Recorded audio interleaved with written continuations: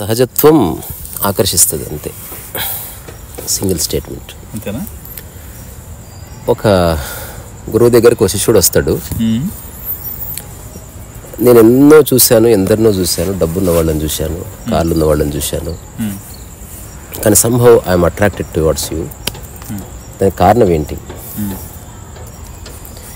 అని గురువు చెప్పే లోపు అక్కడ ఒక నెమలి పురుగు విప్పి నర్తిస్తుంటుంది. అప్పుడు ఈ వ్యక్తి గురువును వదిలేసి, గురువుగారు చూశారు ఆ నెమలి ఎంత బాగుంది అని మెల్లగా నెమలి వైపు వెళ్ళి ఆ నెమలి నాట్యం చేస్తుంటే చూసి వస్తాడు. So that is the answer అని చెప్తాడు గురువు అన్నమాట. అంటే సహజత్వం ఆకర్షిస్తుంది. నీవు నా వైపు చూడడానికి కారణం మేబీ ఏ స్థితిలో అయితే నువ్వు ఉండాలనుకుంటున్నావో అది ఎదుటి వ్యక్తిలో కనిపించిందేమో. ఇప్పుడు సైన్స్ అంటే ఇష్టం ఉన్నవాడు ఐన్స్టీన్ వైపు అట్రాక్ట్ అవ్వచ్చు, డబ్బు అంటే ఇష్టం ఉన్నవాడు ఎలన్ మస్క్ వైపు లేకపోతే ఇంకేదో అట్రాక్ట్ కావచ్చు, తాగడం ఇష్టం ఉన్నవాడు బార్ షాప్ వైపు అట్రాక్ట్ కావచ్చు. అట్లాగే ఒక మనిషికి సహజంగా ఉండాలన్న స్పృహ కలిగిందనుకో, అతను ఒక రమణ మహర్షి లాంటి వైపు అట్రాక్ట్ అవ్వచ్చు.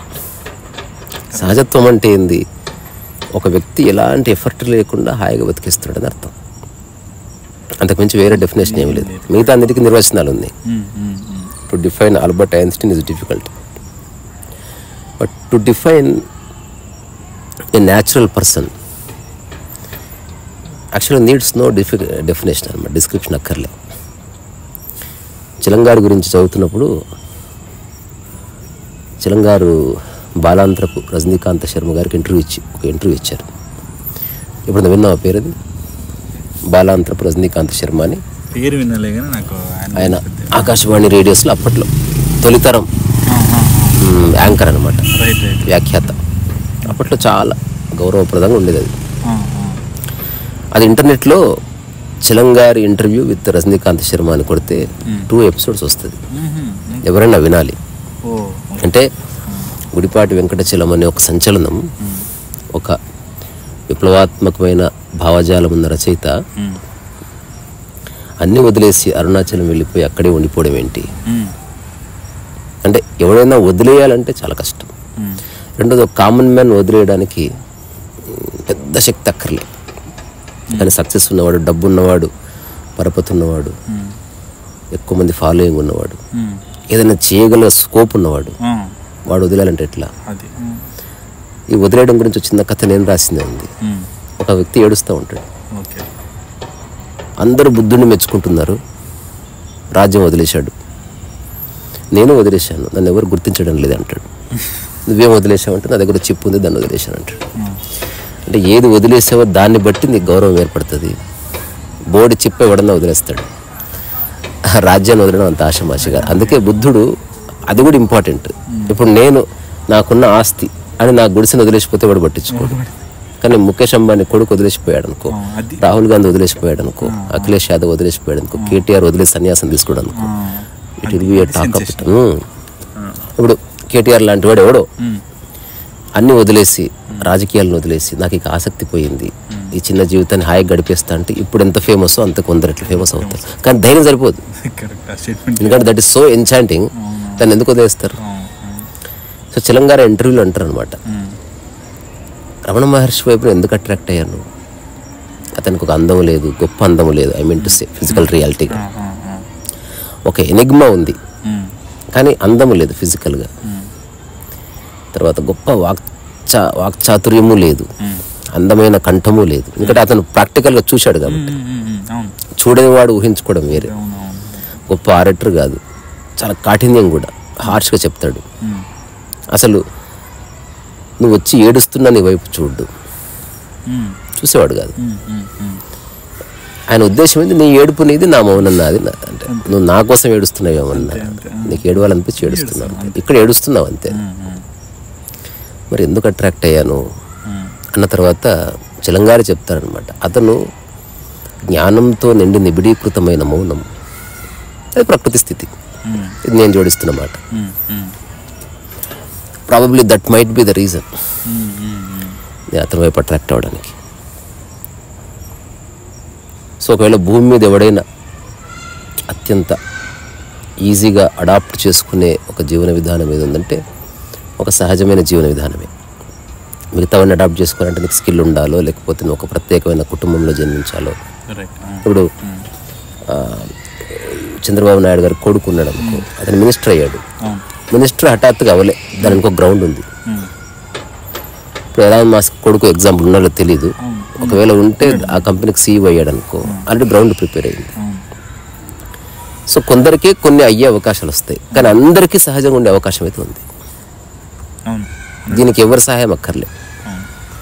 అంటే టు బికమ్ ఎఫర్ట్లెస్ అన్నది highest virtue in the realm of spirituality. దీనికి ఏ సాధన అక్కర్లే, నమ్మబుద్ధి కాదు. ఇక్కడ మనిషికి అలవాటైంది ప్రతిదాని కోసం కష్టపడ్డం. కష్టపడకపోతే ఆ ఫలితాన్ని నువ్వు అనుభవించలేవు, ఆ ఫలితం నీకు ఫలితం వచ్చినట్టుగా అనిపించదు. ఏదో కష్టపడాలి, నువ్వు ట్రై చేసినా రాకూడదు, కాంపిటీషన్లో ఉండాలి, అందరికి వచ్చేది లాస్ట్లో నీకు వచ్చింది అనుకో, అప్పుడు థ్రిల్ వస్తుంది. అందుకని ఇప్పుడు నా లైఫ్ యొక్క ఏమంటారు అంతర్ఘోష కూడా ఇదే అనమాట. అదేంటంటే జస్ట్ బీ ఎఫర్ట్లెస్. ఎఫర్ట్తో సాధించింది నువ్వు అనుభవించలేవు. ఎఫర్ట్ లేకుండా ఉన్నప్పుడు ఉన్నది అనుభవించబడుతుంది. ఇది ఫిలాసఫీ కాదు, వైరాగ్యము కాదు, అవసరం లేదు దానికి. వైరాగ్యం ఎందుకు? ఇప్పుడు అనురాగం, వైరాగ్యం, వీతరాగం అనే పదాలు అంటే ఒక దాని పట్ల అటాచ్మెంటు, అంటే దాంతో నీకున్న ఒక బలమైన సంబంధం. ఒక దాని పట్ల వైరాగ్యం, దాంతో సంబంధం పెట్టుకోవాలని ఉంది బట్ దూరంగా వెళ్తున్నావు, still you are connected to it. So వీతరాగం కూడా ఉంది, అంటే సంబంధం దిగిపోయింది బట్ స్టిల్ సమ్వేర్ ఎక్కడో ఆలోచన ఉండిపోయింది. అంటే నేను అది వదిలేశాను అన్న థాట్ అన్న ఉంది. వీటన్నిటికీ అతీతంగా ఉండే ఒకానొక స్థితి కూడా ఉంది, అది ప్రకృతి స్థితి. సరే, మిగతా అన్ని విషయాల్లో నమ్మకం కలుగుతుంది. నీ చేతికి బంగారు ఉంగరం, నీ మెడలో బంగారు గొలుసు దానికి నీకు డబ్బు ఉన్నవాడు అని నమ్మకం కలుగుతుంది. నువ్వు అనర్గళంగా మాట్లాడితే నువ్వు మాటకారు అని నమ్మకం కలుగుతుంది. సో ఎవడైతే ఎఫర్ట్లెస్లోకి వచ్చాడో నువ్వు నమ్మలేవాడిని. ఇంకా నమ్మించడానికి ఏమీ లేదు. అంటే వేషధారణ లేకపోయి, స్పెషల్గా కనబడాలన్న దృక్పథం లేకపోయి, ఎవరినో సాటిస్ఫై చేయాలన్న ఆలోచన లేకపోయి, ఎఫర్టే పోయిన తర్వాత ఇంకేముంది అక్కడ? అయితే ఇది మిస్అండర్స్టాండ్ చేసుకునే ఒకనొక స్టేట్మెంట్. ఎఫర్ట్లెస్ అంటే అలసత్వం అని కాదు, లేజినెస్ అని కాదు, నీకెంత సాధ్యమో అంత చెయ్యి. నేను ఒక చిన్న కథ రాశా. అంటే ప్రకృతిలో పేస్ ఉంటుంది, ప్రపంచంలో స్పీడ్ ఉంటుంది. రెండు వేగాలే. స్పీడ్ అంటేనేమో నువ్వు వేరే వాళ్ళని పోల్చుకొని పరిగెత్తడం. పేస్ అంటే నీకు ఎంత సాధ్యమో అంత పరిగెత్తడం. రెండింటికి తేడా అది. ఎఫర్ట్లెస్ అంటే ఫైండింగ్ యువర్ ఓన్ పేస్ అని, dropping the speed, finding your own face. అందుకే పేస్ బౌలర్ అన్నారు, స్పీడ్ బౌలర్ అనలే. ఎందుకంటే పేస్ అంటే ఏంది, వాడు ఎంత సాధ్యమో అంత వేస్తున్నాడు, హైయెస్ట్ పాసిబిలిటీ. వాడు దాన్ని టచ్ చేయాలని ట్రై చేస్తున్నాడు. అంత మాత్రం చేత వేరే బౌలర్ లాగా అంత వేగంగా వేయాలంటే కుదరదు. So find your own face. So ఒక ఏనుగు చీమతో చెప్పిందంట, టీ తాగుదాం వస్తావా అంటే వస్తాను. పోదాం అన్న తర్వాత ఏనుగు నడుస్తుంది మెల్లగా తన పేస్లో. కానీ చీమ తన పేస్ వదిలేసి ఏనుగు స్పీడ్ని అందుకోవాలని ట్రై చేసి ఆ టీ దుకాణం వచ్చి వెళ్ళిపోయి చచ్చిపోయిందంట. పరిగెత్తి ఆగు వస్తున్నా, ఆగు అరే చచ్చిపోయింది. ఇప్పుడు ఇదే కథ. నెక్స్ట్ ఏమిటంటే ఏనుగు అన్నది టీ తాగుదాం వస్తామంటే ఎక్కడ, ఇక్కడికి 2 కిలోమీటర్లు. అచ్చా ఓకే, నీకు ఎంత టైం పడుతుంది అంటే నేను ఇప్పుడు బయలుదేరితే 1/2 గంటలు రీచ్ అవుతా. అయితే ఒక పని ఇప్పుడు రాలేను, నువ్వు 2 hours తర్వాత బయలుదేరి 1/2 గంటలు రీచ్గా ఇప్పుడు నేను బయలుదేరుతా, ఎందుకంటే నాకు 2.5 hours పడుతుంది. మనం టీ తాగడం ముఖ్యం కానీ కలిసి వెళ్ళడం ముఖ్యం కాదు, అది కుదరదు. ఇది 2వ కథ. తద్వారా 2 సేఫ్గా రీచ్ అయ్యి. దీనికి 3వ కథ. టీ తాగడం వస్తావా? వస్తాను. నీకు ఎంత టైం పడుతుంది అంటే ఏనుగు చెప్పింది నాకు 15 minutes పడుతుంది. చీమన్నది అట్టయితే నువ్వు బయలుదేరు, 2 hours తర్వాత నేను వస్తాను, నేను ఇప్పుడే బయలుదేరుతాను, so that will both in reach ఒకటే టైంలో రీచ్ అవుతాము. అప్పుడు ఏనుగు అన్నది నేను 2 hours తర్వాత బయలుదేరితే నా సమయం వృధా, సో జస్ట్ నా మీద ఎక్కువ కూర్చో అయిపోయా. తద్వారా ఏనుగు పేసే తన పేస్ అనమాట. సో ఫస్ట్ వదిలేస్తే ఈ 2 మార్గాలే, అన్ని నువ్వు చేయాల్సిన అవసరం లేదు. కొన్ని విషయాలు నువ్వు నిమిత్తం మాత్రుడు ఉండి ఎక్కి కూర్చో, స్టిల్ యూ రీచ్ దేర్. కొన్ని విషయాలు నువ్వు వెళ్ళాల్సిన సందర్భం వచ్చినప్పుడు నీ ప్లేస్లో నువ్వు వెళ్ళు, full still use their and you stay alive. So అది అందుకే పాఠం లేనింది అండ్ ఓన్లీ లేనిది అంటే సహజత్వం అన్నది దానికి ఒక సహజ ఆకర్షణ ఉంటుంది. అంటే ఆ వ్యక్తి నుంచి బయలుపడేటువంటి ఏవైతే తరంగాలు ఉంటాయో వాటిలో కూడా ఒక సహజత్వం ఉంటుంది కాబట్టి, అట్లాంటి సహజస్థితి ప్రకృతిది కాబట్టి, సో మనిషి తెలిసినా తెలియకపోయినా సహజస్థితినే కోరుకుంటాడు. ఒళ్ళు బిర్రుగా పెట్టేవాడు నిద్రపోడు, సహజంగానే పడుకోవాలి. స్నానం చేసినప్పుడు నువ్వు సహజంగానే ఉంటావు, నువ్వు ఏకాంతంగా తింటున్నప్పుడు సహజంగానే తింటావు. ఒకలాగా నువ్వు మనుషులు చూస్తున్నారన్నప్పుడు నీ యొక్క ధోరణి, నీ యొక్క వ్యవహార శైలి మారుతుంది. అందుకని వేరే వాళ్ళు నిన్ను చూస్తున్నారా లేదా, వేరే వాళ్ళ కోసం నువ్వు ఏదైనా చేయాలి, వేరే వాళ్ళలాగా నువ్వు ఉండాలన్న ధారణలు పోయిన మరుక్షణం మెల్లగా సహజత్వం అనేది నీలో ఉన్నదే తిరిగి